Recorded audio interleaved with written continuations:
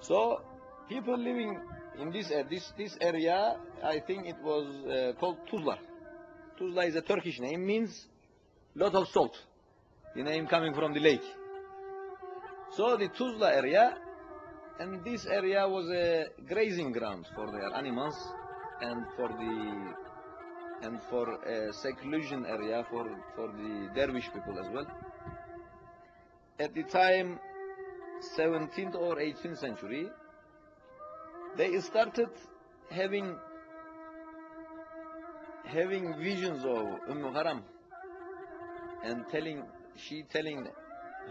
them about her presence, about her identity, because they realized this is not an ordinary place. Because you know the stones inside, there are 3 stones covering her grave like a small hut. They were always present there. From the time she was buried until today, those stones are there untouched. So they could not identify what's happening, but they know something holy, something divine is happening here. Until she started communicating, and they start having visions of her. And after these visions, they made a request to the ulama, to the scholars of the time. They said, we are having such a spiritual experience. We so and so claimed. Would you be able to identify this? And the scholars, going through the archives and looking into the books, they find the documents telling about Haram's place of burial in Cyprus. And this is the time of 1760s, and Mustafa III is the Sultan. They immediately gave the orders for a place to be built in her honor. And this place, the mosque, these bits you see here, these were guest houses at the time, because people all over, they were coming as guests, and the resident sheikh, he was living there with his family on this bit, and these rooms, they were kept for the guests as misafirhane. And they were coming here for 3 days. They were feeding them, they were looking after them, so they can make their visit to Hala Sultan, and they pay their respects to Hala Sultan. And after a couple of days, people go back to their villages, their cities. I never forget my grandmother, her name was Amina as well, and she was telling me in the year 1990, she passed away in 1991, she was telling me how she was living in Nicosia at the time, and she said every year we used to come here on donkey back, bringing cheese, olives, olive oil, bread for them as a present, and they used to leave 3 o'clock in the morning, and they used to reach here 11 o'clock, 12 o'clock this time. So it was about an 8-hour journey for them. And she said, and it was the most important part of their lives to be able to do this every year.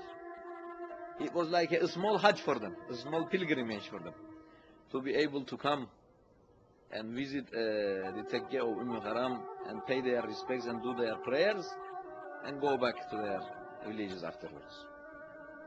And there is a famous legend about the stones that are covering her inside.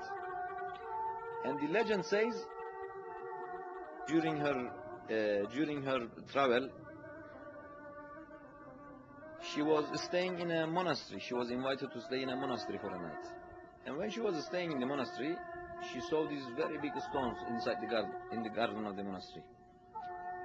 And she inquired, she said, what are these stones for?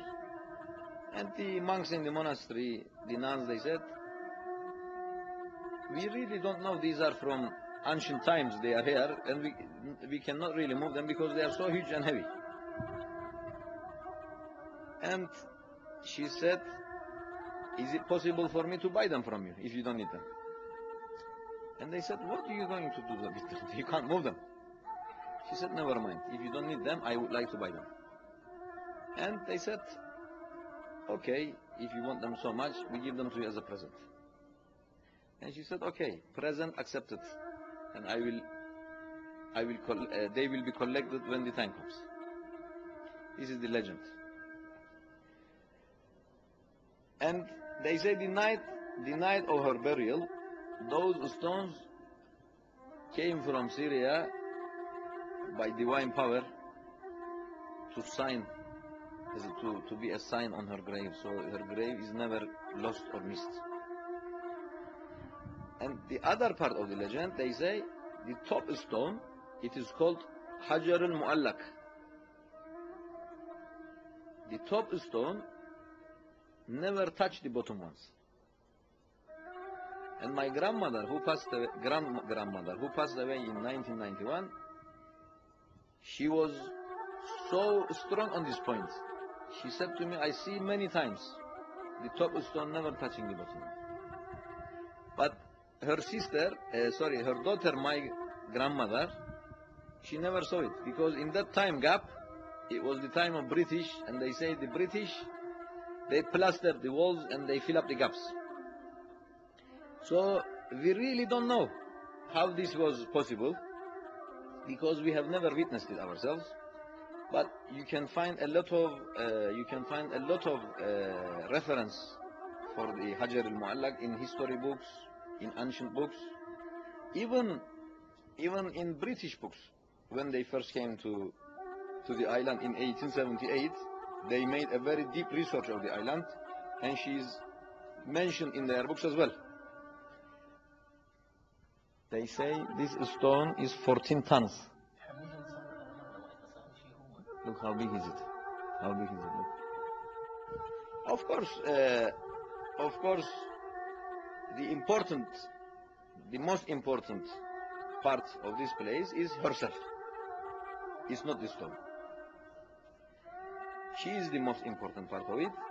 Her presence, her closeness to our Prophet, and her determination to serve God in that old age,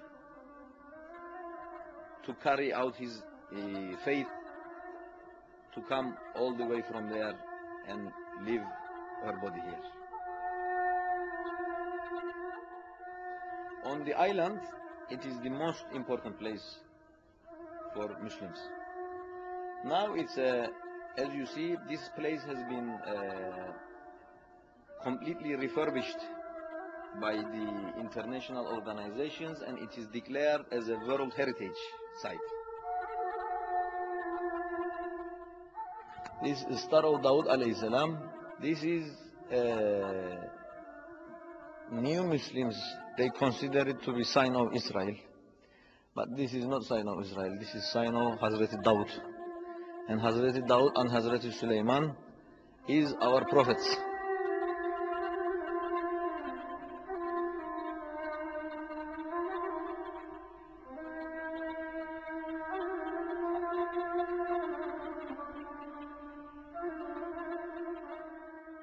We are honored with her presence. Because of her presence, we have the mosque as well now. If it wasn't for her, I don't know if anybody would build a mosque here.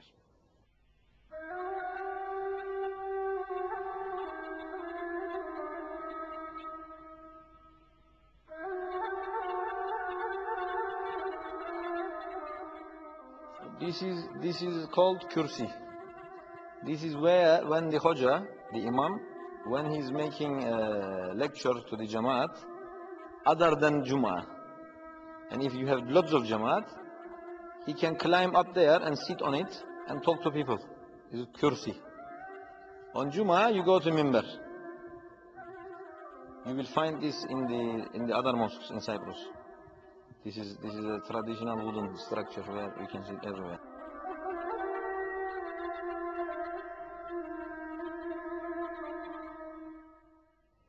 she has sacrificed her life in this faraway land so that people can benefit from her spirituality.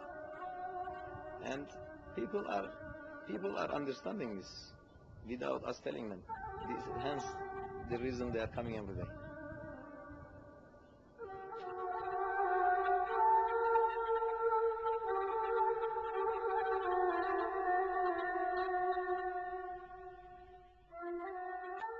God is everyone's God.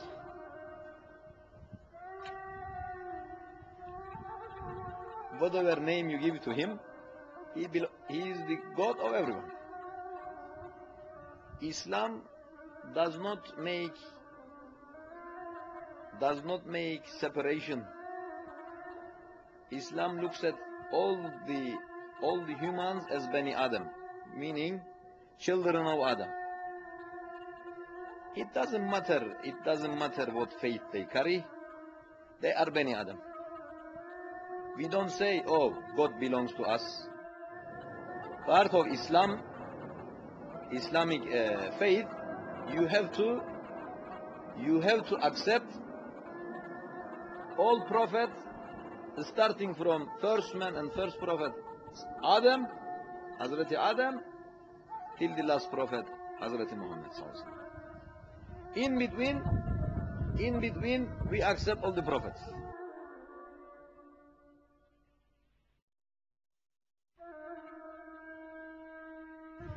So this, because of that acceptance and tolerance, she is representing it to the highest level. People maybe with their mind, they don't know why they are coming, but with their heart, they are coming. Because mind can trick you, but heart cannot trick you. Allahu Akbar, Allahu Akbar. Ashhadu an la ilaha illallah. Ashhadu an la ilaha illallah.